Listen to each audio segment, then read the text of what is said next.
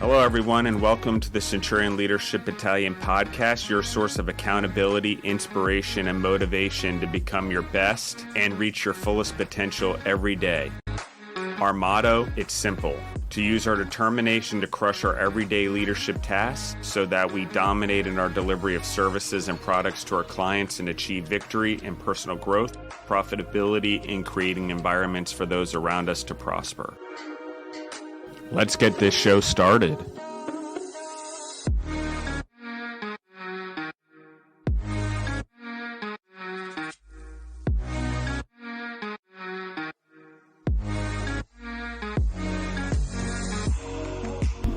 Hello, everyone. Welcome back to the Centurion Leadership Battalion podcast. I'm Justin Bizzarro. I'm your host today. Today's topic again is developing young leaders, and I have Skyler with us today.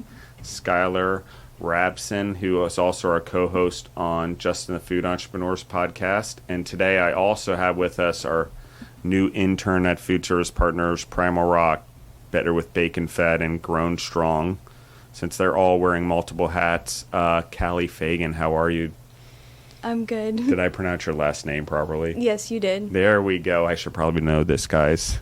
But today, we're going to do a new question. I don't know exactly how Skyler's going to phrase it, but I'm going to let you guys introduce yourselves real quick again, who you are, what your majors are, where you go to school, and sort of what you're doing at FSP, I guess.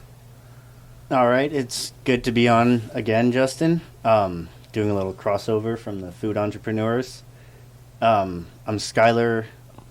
I am a senior at Georgia College. I'm doing business management, and hopefully one day I'll be an entrepreneur. There you go. How can they find you on social media? I'm on Instagram at Sky_Rab. Awesome. How about you, Callie? Hey, I'm Callie Fagan. I am a senior management major with a concentration in logistics and HR at Georgia College. And this job is like allowing me to put the things I learn in class into like the real world. So I'm going to be better prepared for when I graduate. And you can find me on Instagram at Callie.Fagan or my Primal Rock account, which is primalrock.callie. Awesome. Well done, guys. This is Callie's first podcast. I don't even know if Callie's listened to a podcast before. She's been on a podcast, so we put the cart before the horse. This is awesome. It's what entrepreneurs do, guys. We kind of start flying the plane after we've jumped out of the other plane. And so, all right, so let's talk about it. What's the question? All right, and so sticking to the theme of young leaders, our question today is, how do you lead, or how do you get the credentials to lead, and how do you lead if you don't have those credentials? How do you get people to follow you?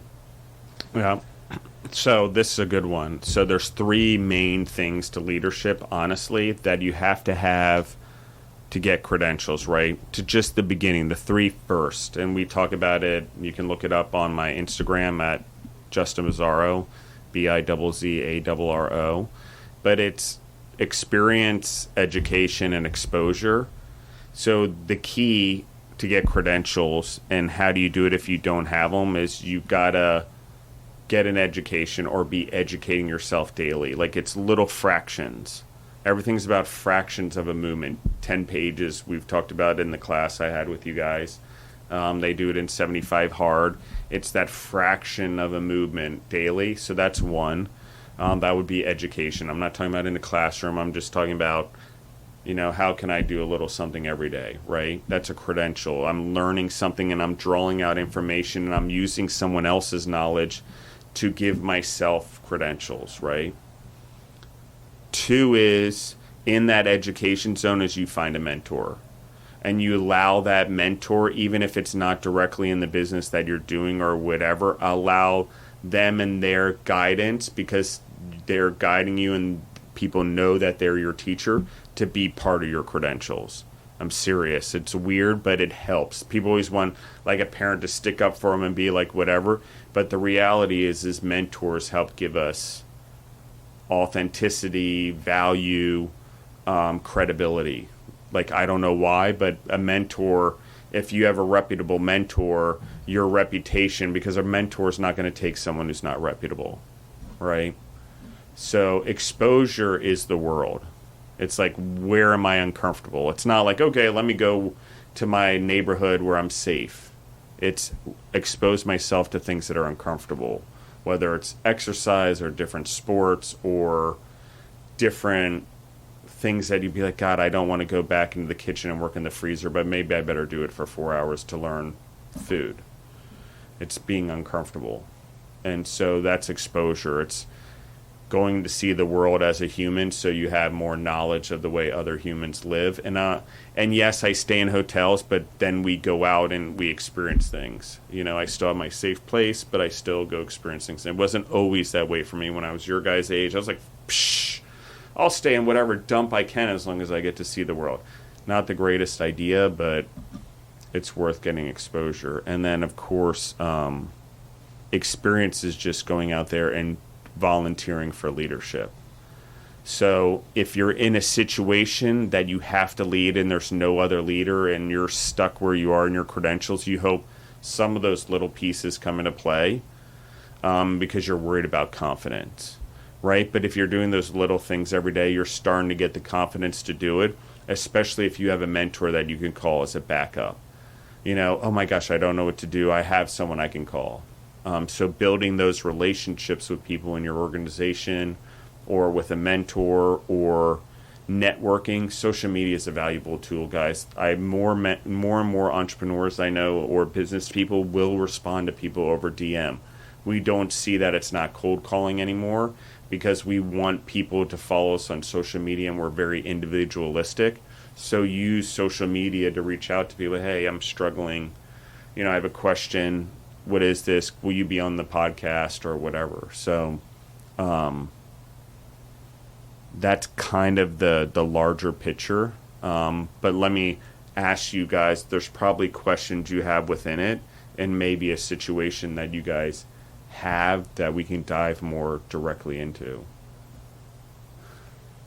So real quick, if you don't mind, could you go over what 75 hard is? Just a real quick rundown so Callie knows, or listeners who haven't heard. Yeah, so 75 hard is, there's basically 4 phases total, but the first phase is 75 days of drinking a gallon of water, doing 2 workouts a day for 45 minutes, walking counts, one of which has to be outside, 10 pages of a book, taking a selfie. You don't have to post it anywhere. It's just for your own record daily, and reading 10 pages, exercise, water, selfie, exercise, right? Was it diet? Oh, diet. Sorry. Yeah, diet. So you have to follow a diet or a lifestyle. I do a lifestyle, so I don't eat gluten and sugar and white potatoes and stuff like that when I'm on it. So things like that. The sugar is the easier part for me because honey's a great substitute, honestly. I found honey good, and I found cereal that's like plum juice. Oh, yeah. And stuff like that, and gluten-free. But it's just, you just work with it. And then the second phase is basically the same thing. And as you get into the third phase, which is called phase 2, actually, even though it's the third, you get into things like cold showers and things like that, which is more recovery and mental toughness. So it's a routine builder, it's a mental toughness builder, it's a confidence builder. Like, leadership is so much about confidence and being able to make a decision with the knowledge that you have, even though you may not have direct knowledge of the situation. I don't know how else to describe it, but it's like some people want to be given it. Some people think that it has to be passed down. But the reality is you just have to go do it. And the world doesn't pick leaders. Leaders are prepared for the situation and they step up and lead. That's how it happens.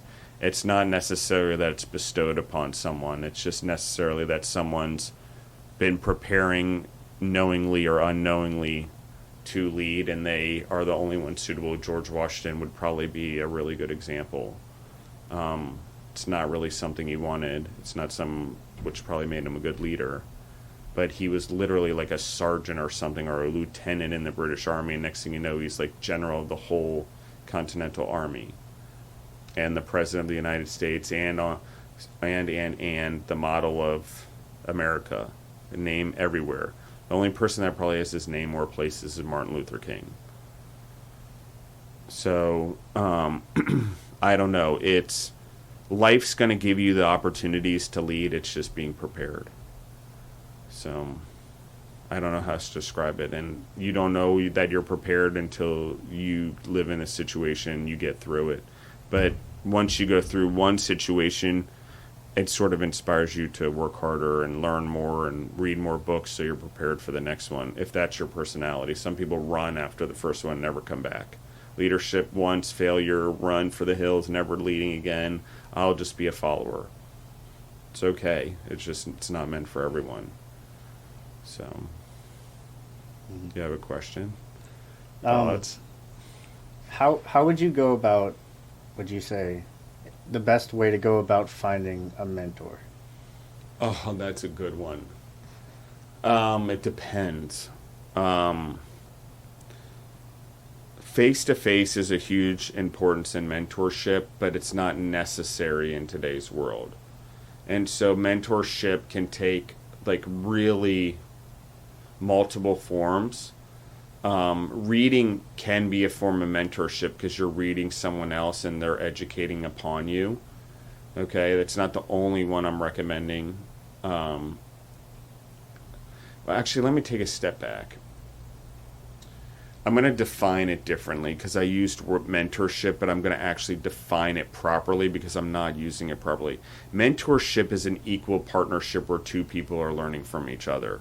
Coaching is what a manager does to an employee or a boss does to a manager or so on, for lack of a better term, just to draw a sharp line. So mentorship is important. You and Callie would be mentors. You'd be mentors. You guys guide each other. You learn from each other. You teach each other what you're learning from FSP because you're at the same educational level. You're in the same stages. Your trajectory at FSP is very aligned because of where you started, where the company is now, what you're learning. So your trajectory is the same. So in all forms, you guys would mentor each other. Okay, what I'm talking about, even though people say the word find a mentor, I'm talking about a coach. Okay, someone that coaches you, that's got more experience to you, that you want what they have. They're not going out and telling everyone what they have. They sort of just model it. It exuberates out of them. And if they're talking, it's just spilling out of their guts naturally.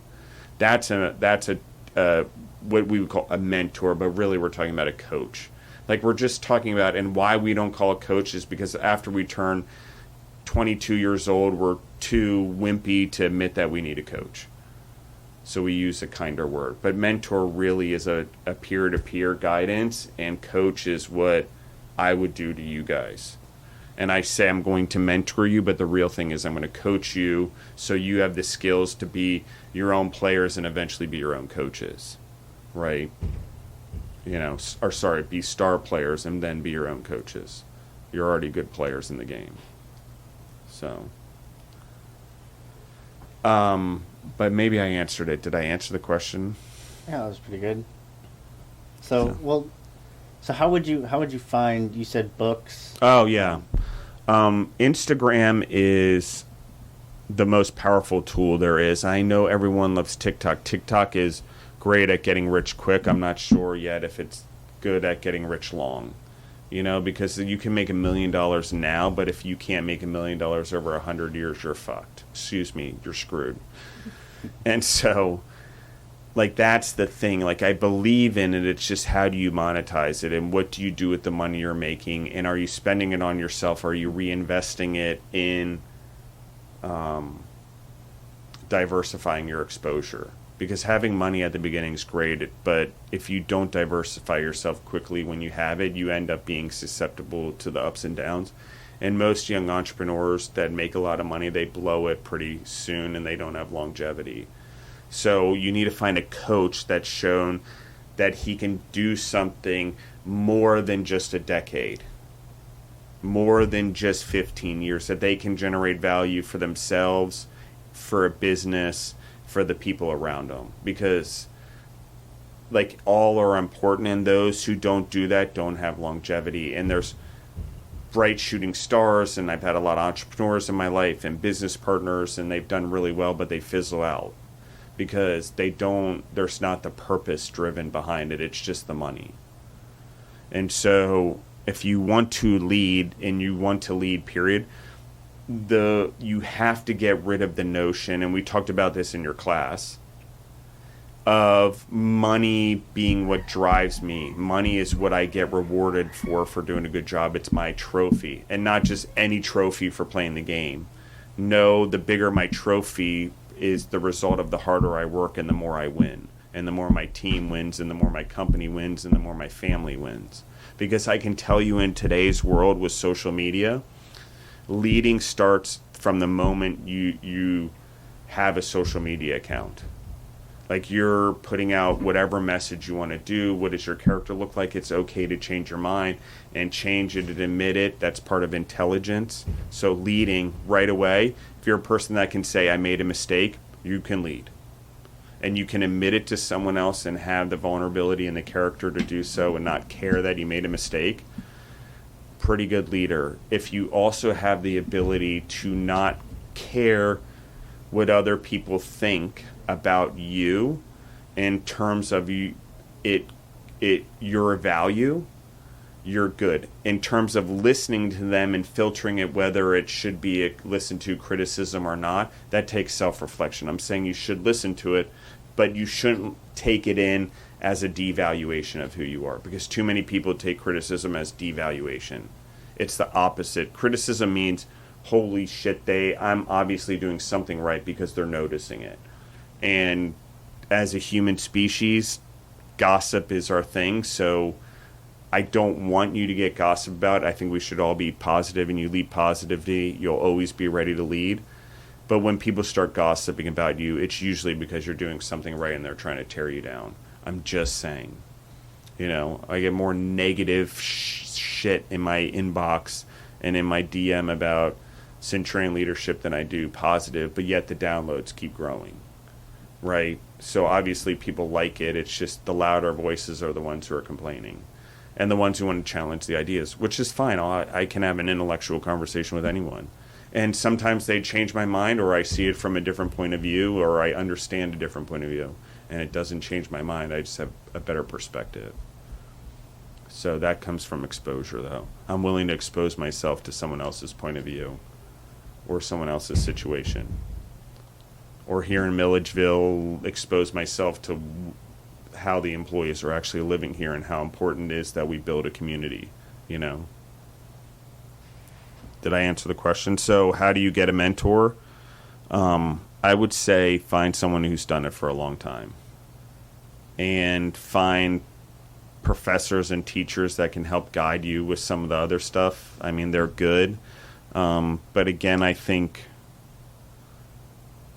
you have to work for someone, you have to get taught by someone, and you have to create spaces like we just talked about, like primalrock.cali, where she has her personal brand, but she also has the brand within the company, that she has a safe space to start not only building her brand, but also building the company's brand, and finding out who she is and how she markets, and how not only does she market, but how she can tie her brand to someone else's brand and how both generate value.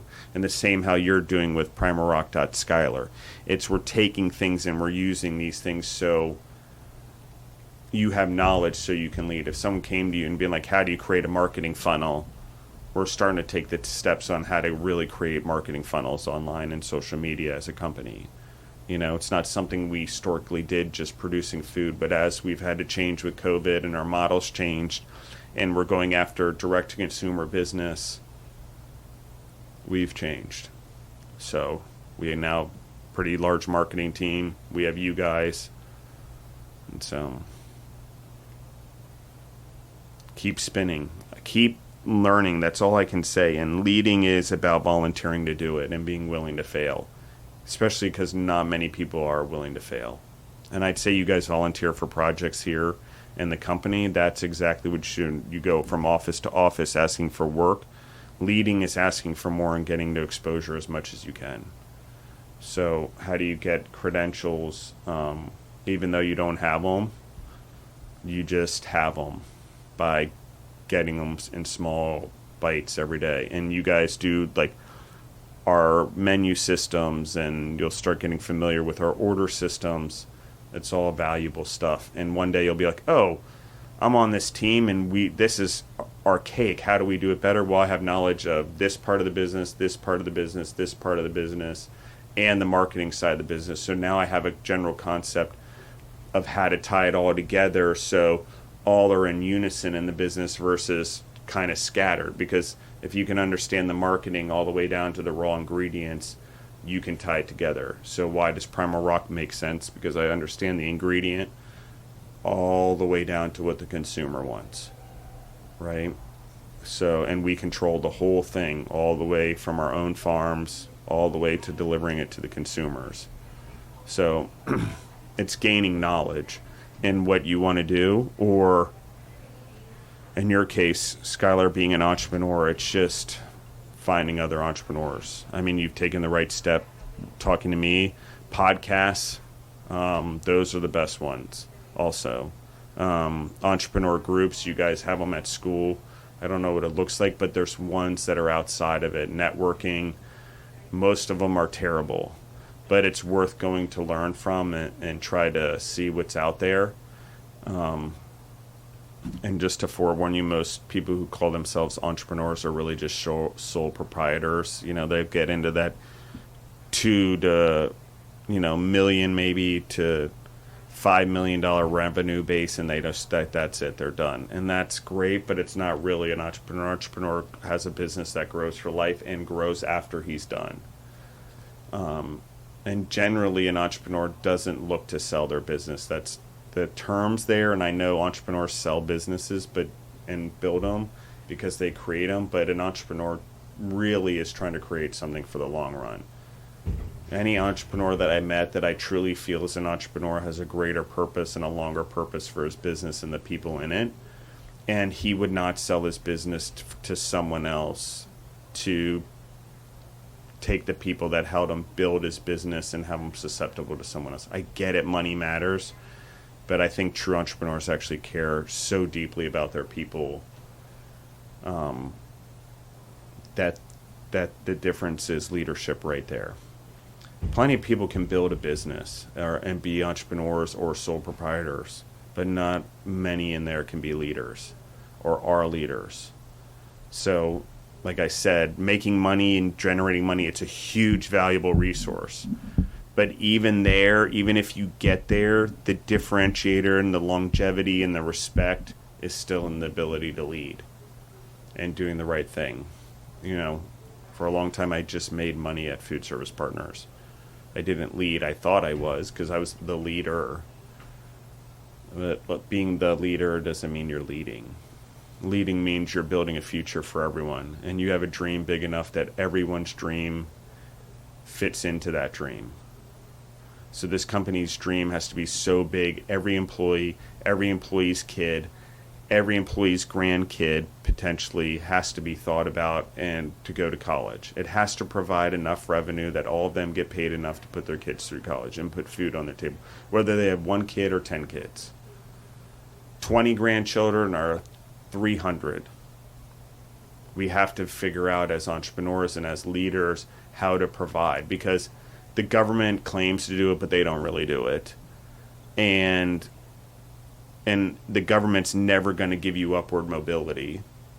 Okay, so we'll argue the source or not, or whether it's good or not, we need to create upward mobility. And as entrepreneurs and as leaders, it's a constant practice. So how do you be prepared?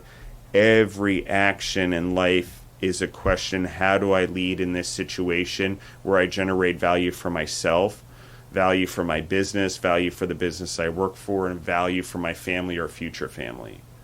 Like that very key right there, we don't realize it, and it's okay. And I'm not saying not to put social media on there, and I'm not saying that there isn't value in the post that I hope my daughters never do, but probably, get a little whatever.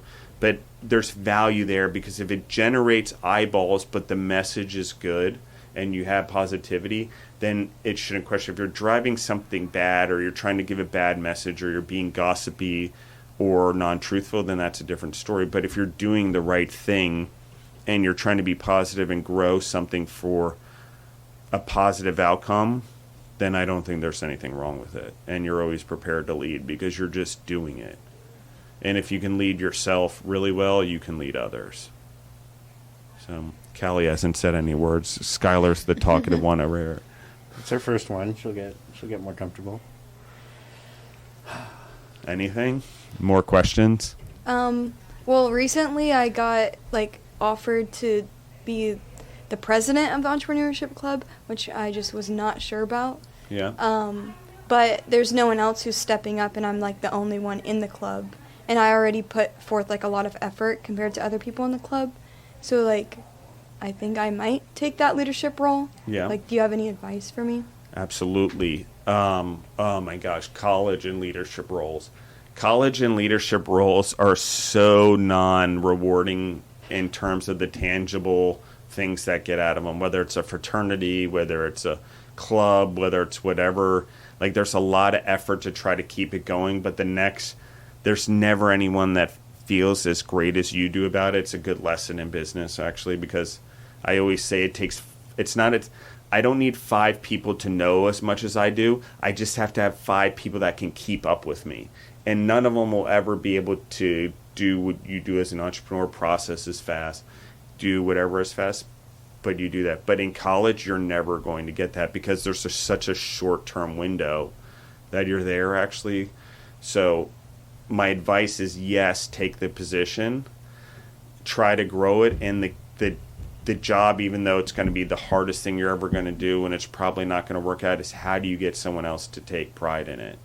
And how do you deliver something that can be passed on? And so maybe getting on a podcast, we get Callie more on the Leadership Italian podcast or on the Entrepreneur podcast that helps cement that that's something that Callie's already doing as the president, and it becomes attractive for everyone to be a part of, so that's what I would suggest. And that's exactly what it is. And I can tell you I took a lot of leadership positions in college and in high school, and non-rewarding in the long run, just blow it up in your face. Someone else takes the role and doesn't care, or just wants to party, or just wants it on their resume. That's a lot of it. When you go to college, I think 95% of people sign up for stuff because they want it on their resume, which is interesting because you can ask people in an interview pretty quickly about that stuff, and you'll know whether they were passionate about it or not. It was just put on a resume. So, yes, I would do it. Yes, are you taking on more? Sure, but I think us and what we have here, I think we integrate what we're doing with food service partners, and you take the entrepreneur club and maybe make it a part of the people that are here at food service partners, and we do something different, and you have an opportunity to think outside the box and change it, and maybe it sticks and maybe it doesn't, but I guarantee it'll be different enough to start attracting people. So I don't know if that helps, but I think you guys have social media. We're starting to generate the social media stuff. I think there's a lot of ways that we can help push an entrepreneur club with you and drive value, and I would not back off from it. Even if it ends up flopping, you could learn a lot from it. So are you going to take it? I think so. She's like, oh God, the pressure.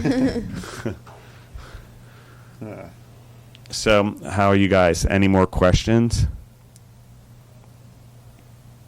All right. just so everyone knows in the audience, Callie and Skyler will also be part of the family movie leadership series with Demario Presley. I know Skyler's been working on that and working on questions. He will be leading that with Demario as we add that into the Centurion leadership. So Skyler will be hosting that as well with Demario. So that's going to be kind of fun. It's going to be good. Since Demario doesn't like talking very much, Skyler will have to help him.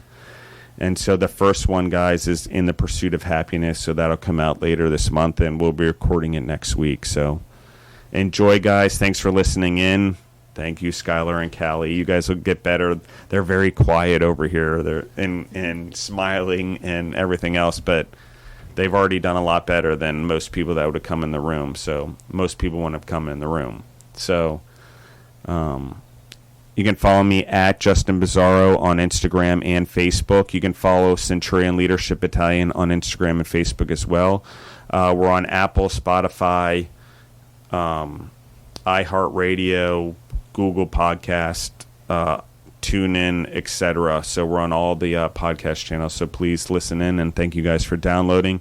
And please give us reviews, guys. We need more reviews, especially on iTunes. You know, we want to get those up. So thanks, guys. Thanks for listening in, and pay the fees, guys. The fees is write a review and share the episode if you like it. All right. Thanks.